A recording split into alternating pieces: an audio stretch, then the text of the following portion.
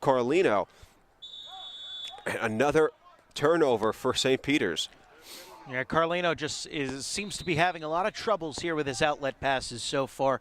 It might be time for someone to take a couple steps closer and maybe shorten it up a little bit so that he doesn't have to make a longer outlet pass like the few that he's nearly botched here today, and then that one that he threw right out of bounds. You're right, Joe. The Marauders have gotten good and bad from Carlino. Saves like that, and then passes like the one you just saw. Good save there on a shot by number 15, Max Hall.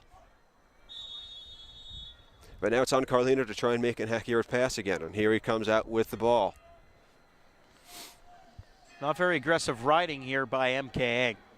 30 seconds to go in the first quarter. Time winding down as the Marauders bring it up with TJ Small.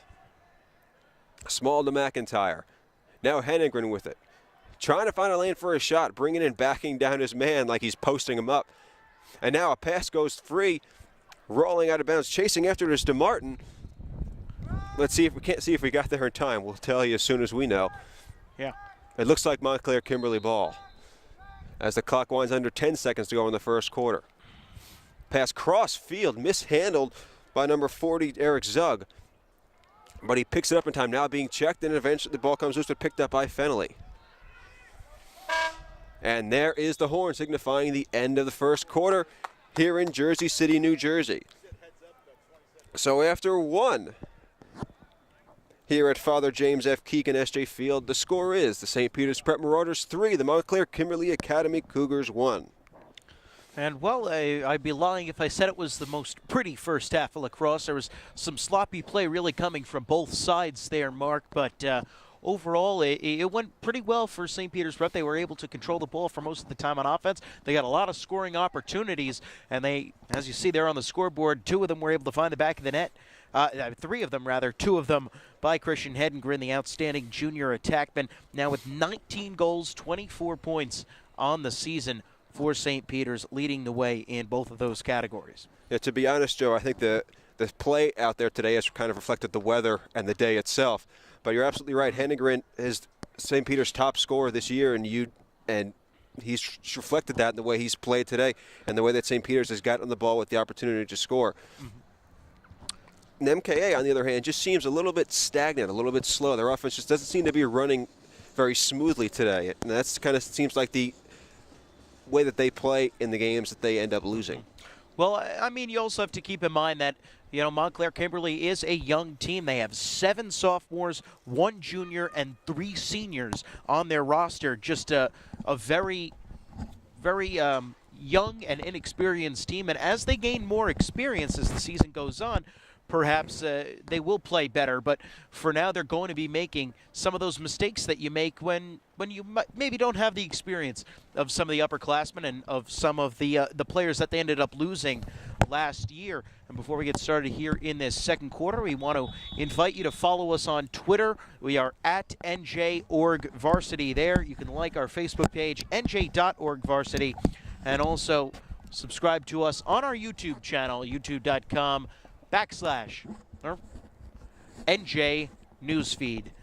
Go right there. Those are 3 ways to follow us. Keep up on all the great action that we're going to have. We'll have several more St. Peter's lacrosse games and many, many more great high school sporting events here across New Jersey. So like us there, follow us on Twitter, all the 9 yards to keep up on all of our latest things. Oh, absolutely, Joe. We will have plenty of more good high school action, both lacrosse and softball, coming your way at NJ.org over the next couple of weeks. So make sure to stay tuned to your Twitter feed and and to our Facebook account. We'll keep you up to date on everything that we're going to be doing the next few weeks. Face off to start the second quarter. The ball rolls free, eventually picked up by St. Peter's, but a check sends it flying free. But the Marauders end up with it anyway as Ken Carroll, who will be heading to Daniel College after the season for his college lacrosse, picks it up. And you know, I like the way that St. Peter's has aggressively gone after a lot of ground balls so far here early in this game. They're going to defeat this Montclair Kimberly team. That's something that they're going to have to keep up the intensity when going after those ground balls and win those battles. So far in this game, Joe, it seems like all the loose balls are going to St. Peter's, and that's one of the main reasons why they're ahead and why it feels like they've controlled the action for much of the first quarter and now into the second quarter. Yeah, and that's been an area where they haven't necessarily been the best this season. They haven't been bad, but they haven't been where they usually are in terms of their overall production.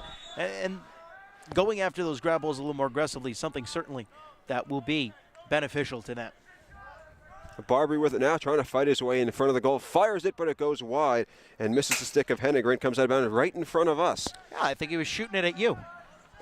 Well, it's understandable. Or maybe me. He was probably going for the both of us. Let's say both of us. goofy guy with the camera. We'll call it even. He must have heard what we were saying about him earlier. I was going to say. I don't remember saying anything wrong about Barbieri. No, of course not. We're just being facetious. Barbary with it now, back to the top two to Martin. St. Peter's already up 3-1 here early in the second quarter, trying to make it 4-1. Nice move there by DeMartin, now fighting in, but good defense. Gives it up to number 11, Hipple, but the shot looked like it hit off the leg of the goaltender and bounced right back to the Marauders. That one rang the post. Hipple with it now. And DeMartin, guarded by number 15, Max Hall. DeMartin bring it in, trying to find his man, cutting towards the middle, eventually picked up by Hennegren, though. He gets checked, the ball comes free. Montclair Kimberly with it this time. Zug with it now, going behind the net, trying to find some open space, being harassed, but eventually gets off a really nice pass. And this might be the opportunity Montclair Kimberly needs to break out on this attack.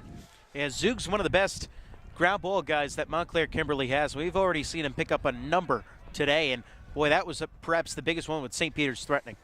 Absolutely. Montclair Kimberly, the way their offense is playing right now, and obviously they could certainly get straightened out. There's plenty of time left, but they can't afford to be falling behind by 3 or 4 goals because St. Peter's prep just seems to be on their game today in a lot of ways.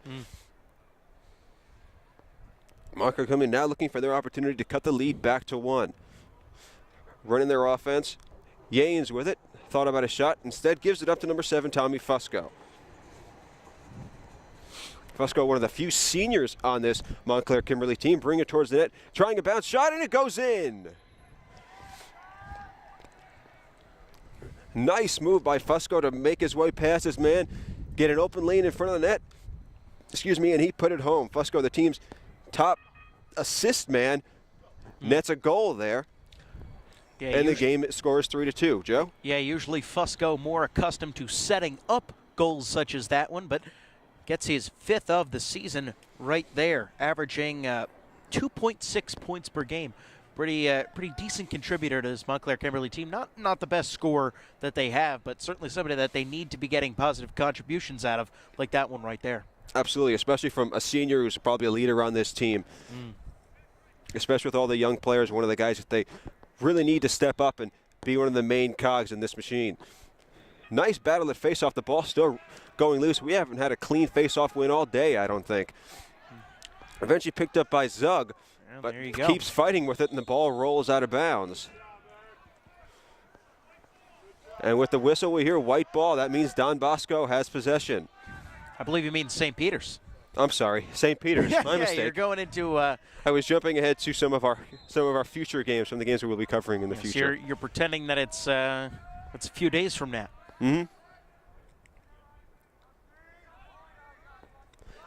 Although they are very similar colors. St. Peter's shot goes past the net. Nice shot, bounce shot by T.J. Small, but just missed his target. The Marauders, though, will have another opportunity. Tanner Barbary picks it up, and we're rolling again. 3-2 St. Peter's. Barbary looking for a shot now, gives it up in a pass. Eventually works it back to McIntyre.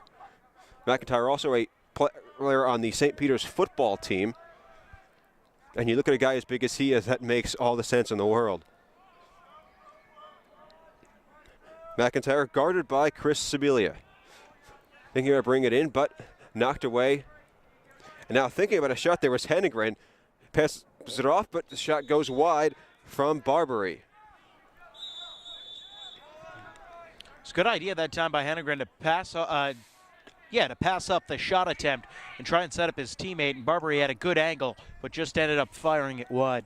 It was a good fake, you're right, by Hennegren, giving up to his teammate. Oh, nice save there by Strain on the shot by Alex Aiello. And now Strain's printed with the difficult task of getting the ball out of the zone. And St. Peter's has been harassing them in their own end all game. They've had a difficult time getting out of their own zone, but they managed to bring it up. We apologize for the obstruction here of some of the view down here on the end. Shot fires, goes high and out of bounds. It'll be Montclair Kimberly ball.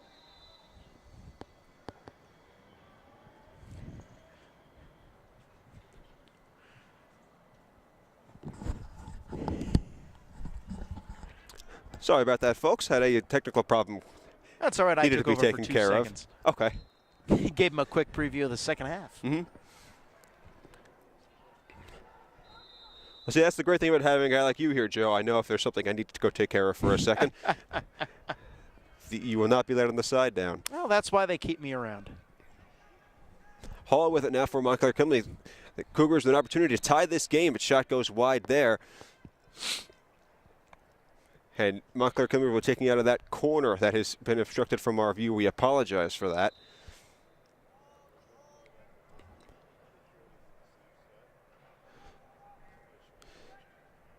Fusco with it, taking a shot, and he nails it. And just like that, ladies and gentlemen, we are tied on Tommy Fusco's second goal of the game with a 7:01 to go in the first half. Have yourself a day, Tommy Fusco. Senior captain on this team, and like we said, not really a big goal-scoring threat for Montclair Kimberly. Only 4 on the season in 5 games, but already 2 in this game here today. And boy, if Montclair Kimberly can get contributions like this out of Tommy Fusco all the time, they might be looking a little bit better going forward. Absolutely. Fusco has been playing outstanding so far today. Montclair Kimberly looks like they are finally getting it going on offense. And now they come up with it again. This time it's Joe Strain. The Cougars with an opportunity to take the lead here as the subs go in and out as they set up their offense and they set up their offensive attack. Joe Strain, the twin brother of Montclair Kimberly goalie Rob Strain. Shot, Joe goes wide, shot there by Hall, ended up hitting Daniel Yanes after it missed the net and goes out of bounds. But Yanes does get possession of the ball for his troubles. Strain bringing it in, thinking about a shot. Good defense, though, by Syracuse. And it's interesting because the Strain brothers are one of 2 sets of brothers on this Montclair Kimberly team. Of course, you have the Strains and then both Spencer and Ross Turkington. Spencer Turkington starting D. Ross Turkington, his younger brother, probably won't get into the game. The Fuscos, Tommy and Evan, not related at all. Ball bounced around in front of the net, finally corralled by Carlino, the goalie. And we get a whistle now. Not sure what for, but it is Montclair Kimberly's ball.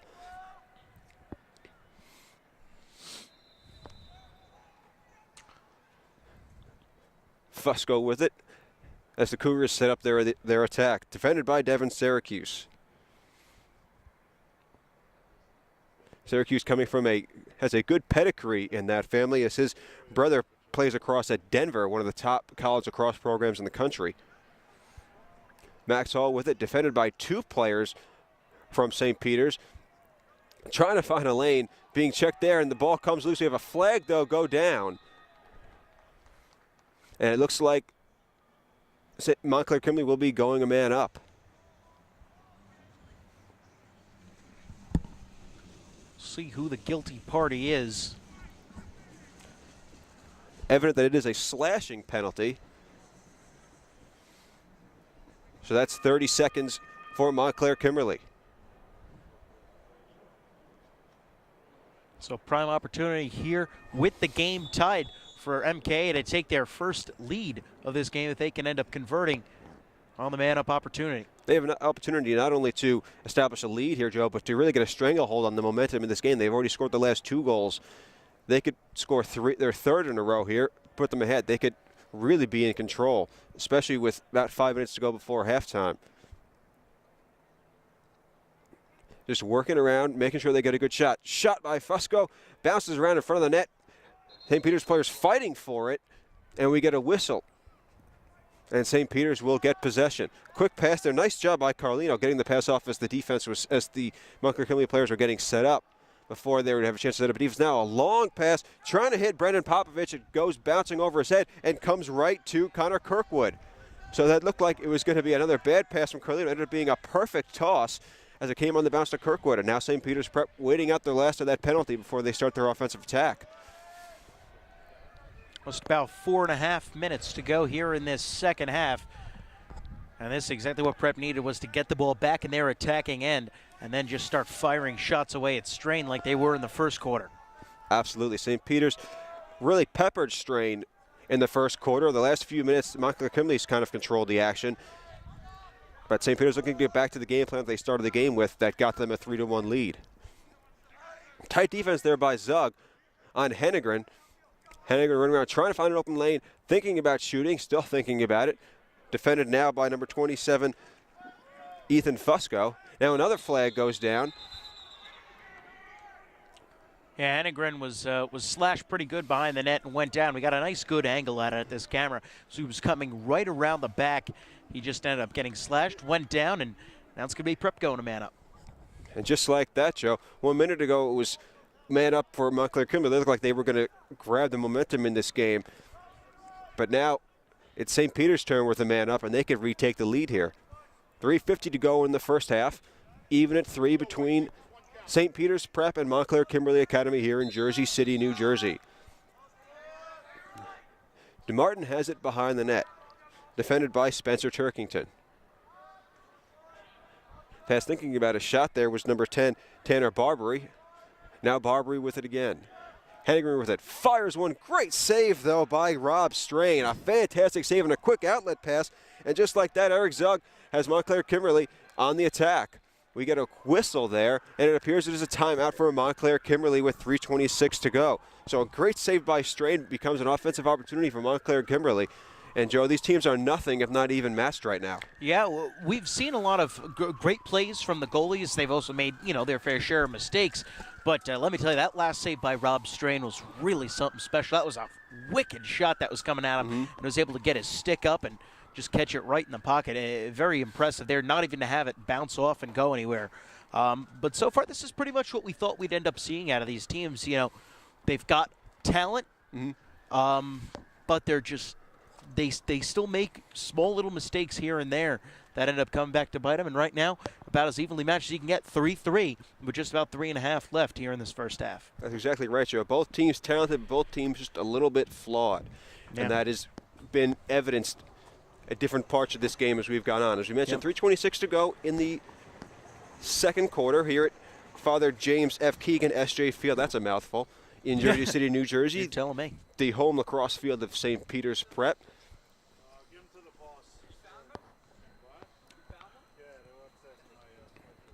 Both teams still in their timeout. Montclair Kimberly will have the ball when they come out of this timeout. And, Joe, one of the things you really gain an appreciation for